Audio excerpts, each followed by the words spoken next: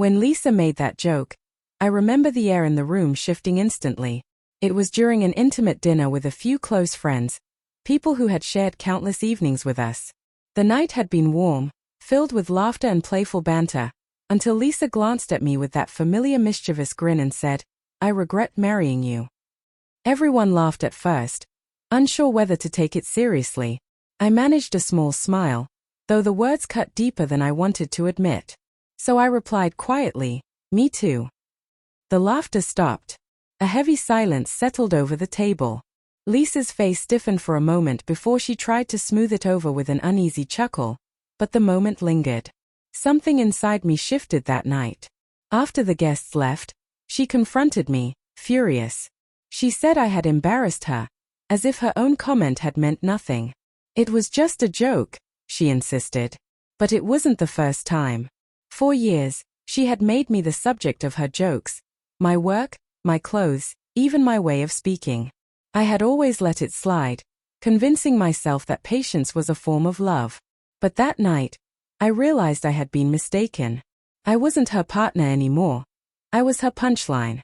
The next morning, I rose early and went for a long walk.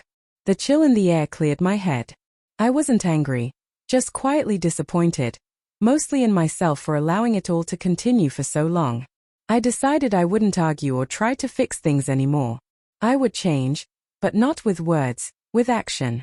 In the weeks that followed, I withdrew, not with hostility but calm indifference. I stopped seeking her approval. When she made her usual sarcastic remarks, I stayed silent. When she asked questions, I answered politely but briefly. It didn't take long for her to notice. "What's wrong with you lately?" she asked one evening. I smiled faintly and said, "Nothing at all." But inside, I was already setting things in motion, not out of spite, but out of resolve. I began to focus on myself again.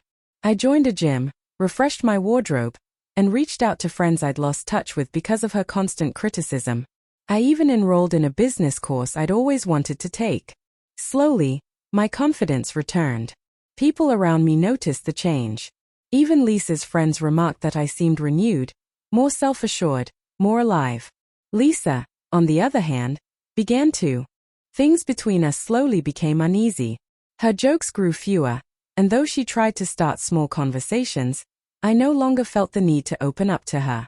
I had realized that not everyone deserves access to your vulnerability, especially someone who mocks it. Over time, she began to get defensive.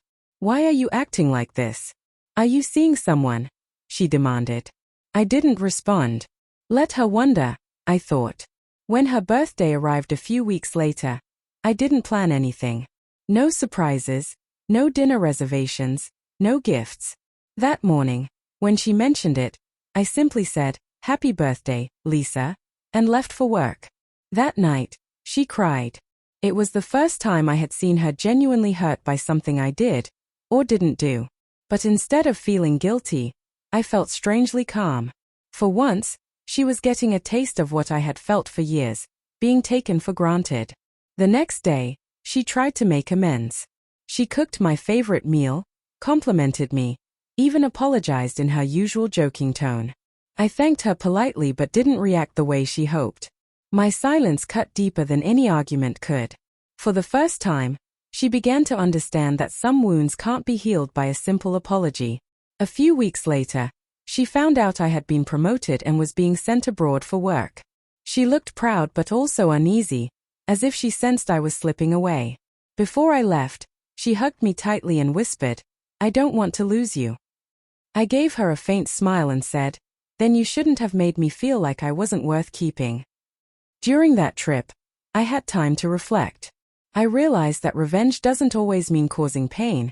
It can mean taking back your power. My revenge was quiet: success, inner peace, and self-respect.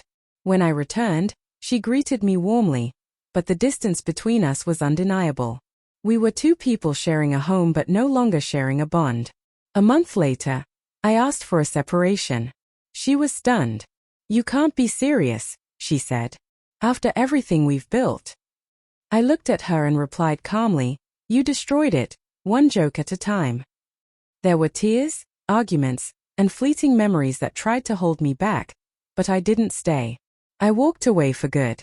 A year has passed since then. I live in a new apartment and have grown in every way. Emotionally, professionally, and personally. Lisa still messages me sometimes, saying she regrets how things turned out.